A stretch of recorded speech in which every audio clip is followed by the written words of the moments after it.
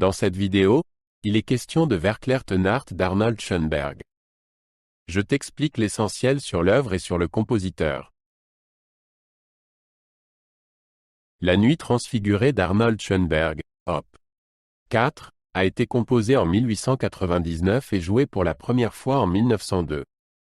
L'œuvre est basée sur un poème de Richard Dehmel. Il s'agit de l'une des œuvres les plus connues de Schönberg, datant de sa première période de création. Écrite à l'origine pour sextuor à cordes, elle existe également dans une version pour orchestre à cordes. La musique raconte une histoire émotionnelle à travers des couleurs sonores intenses et des changements harmoniques. Verklärte Nacht a été écrite à l'origine pour 2 violons, 2 altos et 2 violoncelles. Plus tard, Schönberg a arrangé l'œuvre pour un orchestre à cordes. Dans les 2 versions, la structure musicale est conservée. Les cordes créent un univers sonore dense et chaleureux. Chaque section de l'œuvre reflète les ambiances et les tournures du poème sous-jacent. Le poème sous-jacent de Richard Dehmel parle d'un couple qui se promène dans la forêt par une nuit éclairée par la lune. La femme avoue qu'elle attend un enfant d'un autre homme. L'homme accepte et déclare son amour inconditionnel. Le poème s'achève sur la transfiguration de la nuit par la force de l'amour. Schönberg a mis en musique cette histoire en 5 sections qui reflètent musicalement l'action du poème. Verklärte Nacht suit une structure en 5 mouvements qui retracent le déroulement du poème. La première section commence par une ambiance sombre et mystérieuse. Dans le 2e paragraphe, la femme avoue sa culpabilité. Le 3e paragraphe montre la réaction de l'homme. Le 4e paragraphe apporte un changement dans l'atmosphère lorsque l'homme déclare son amour. La dernière section conduit à la transfiguration et se termine dans une ambiance paisible et harmonieuse. La Nuit transfigurée de Schönberg se situe au seuil du romantisme et de la modernité.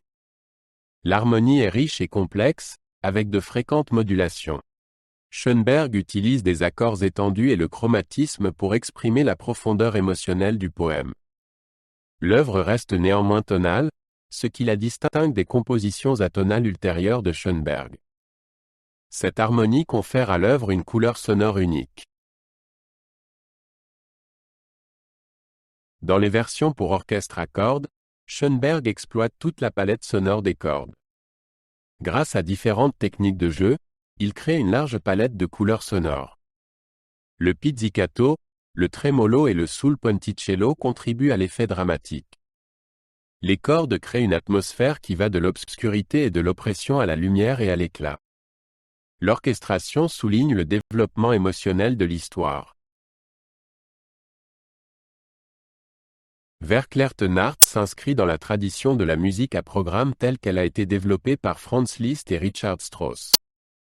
La musique raconte une histoire concrète sans utiliser de mots.